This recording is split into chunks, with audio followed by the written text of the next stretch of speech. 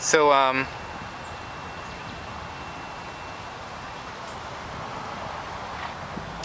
okay, so that's out of the way. Those were a couple things I was thinking about over the last couple days.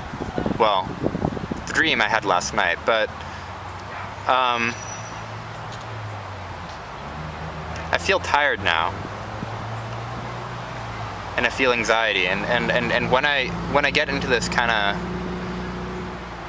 full of anxiety and depression place, I feel really tired. It's like my psyche is depressed, my mind is depressed,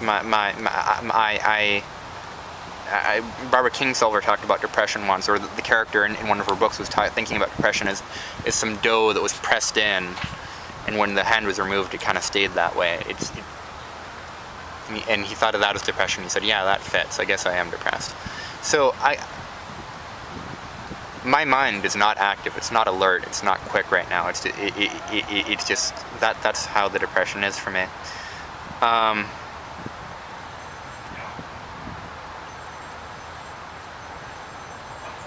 Which is sad.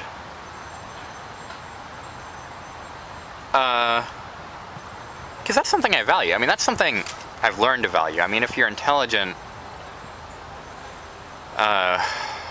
you know, in my family, you know, I mean, that intelligence is highly valued. I mean, when I grew up, rather. I mean, you know, not like I interact with my family much anymore, but you know, that was a fundamental kind of value.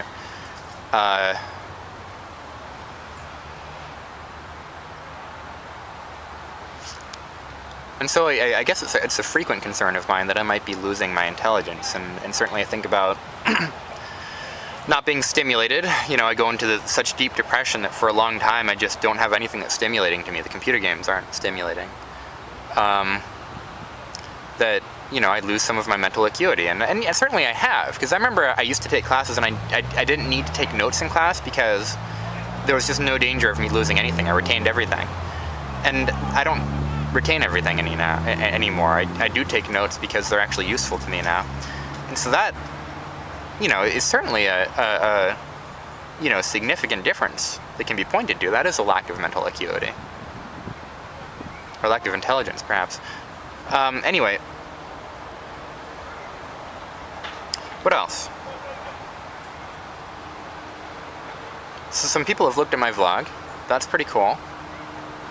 Two people on YouTube sent me messages. And 2 people who I know communicated to me that they looked at or tried to look at my vlog. So that makes me feel good. One of the people who looked at my vlog was Terrell, which doesn't feel so good. I mean, you know, he's somebody who has acted maliciously toward me before, and is certainly not somebody I feel very positively toward and don't think very well of.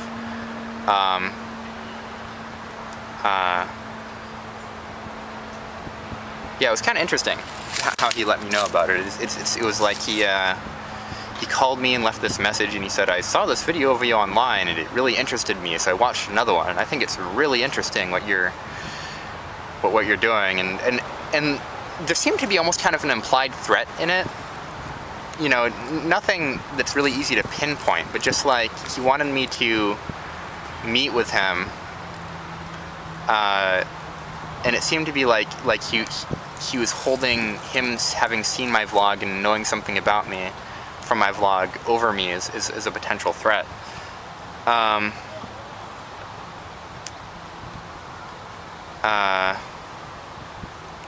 And he also took the angle of, I think we're kind of alike, and so I guess he was trying a couple of tactics there, like, I understand you, so we should talk about that. But I mean, basically, I think his motivation in wanting to meet with me was that, like, I didn't shake his hand. Like he was in this room once and he was shaking everybody's hand, and he had no business being there. It was this meeting of kind of student activists who really cared about an issue, and he just wanted to be, you know, have his face be seen in a place where people were important. But, you know, he doesn't care about any issues or anything, so he had no real place being there. It's not like he was going to contribute to what we were doing. And so he was shaking people's hands and saying hello, and I said, oh, you know, Terrell, I'm not going to shake your hand.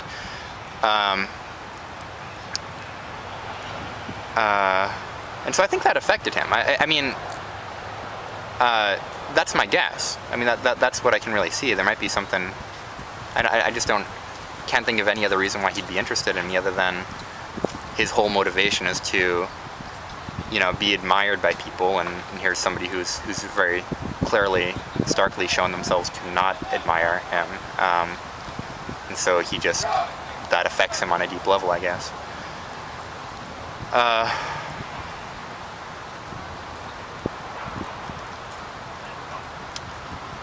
Anyway, and I told him that, you know, if he wanted to fix things between me, that he wouldn't feel very satisfied by meeting with me, because he wouldn't be able to fix, or, you know, how I felt about him was not personal. So personal, trying to fix personal things between us wouldn't help. It was me seeing that he didn't have integrity, and me as a result not wanting to interact with him.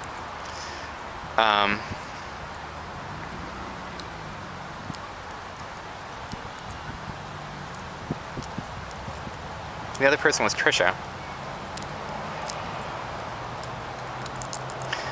I feel sad because I imagine that Trisha is not going to have children. She's 40 years old. She doesn't have any children, and she doesn't have a partner, or at least last I heard she didn't have a partner. And she's highly intelligent. She's like in the 95th percentile at least of human intelligence, and she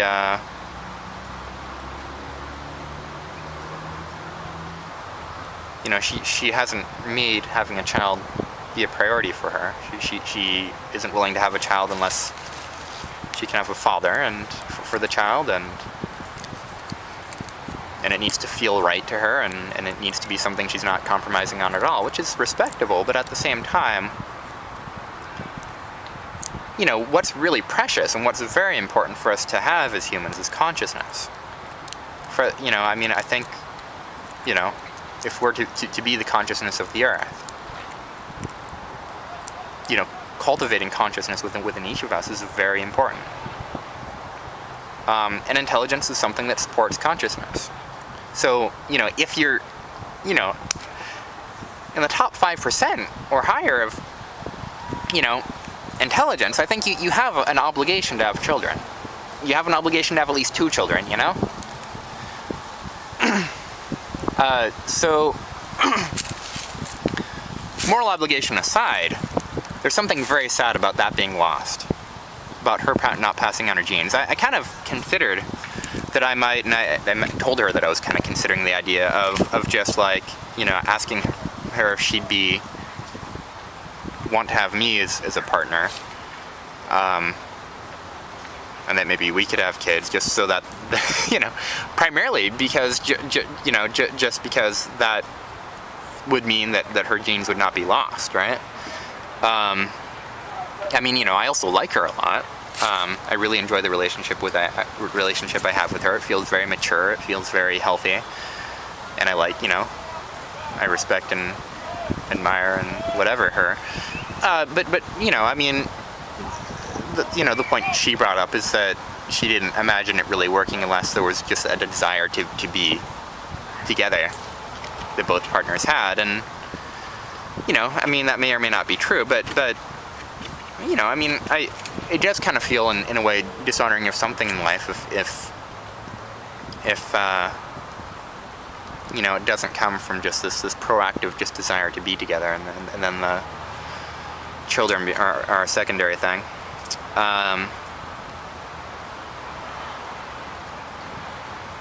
So it does feel sad, and I really hope she does choose to have children somehow.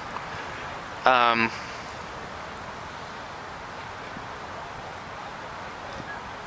don't know, maybe I don't have anything else to say. I'll sit with it for a couple minutes, see if I have anything.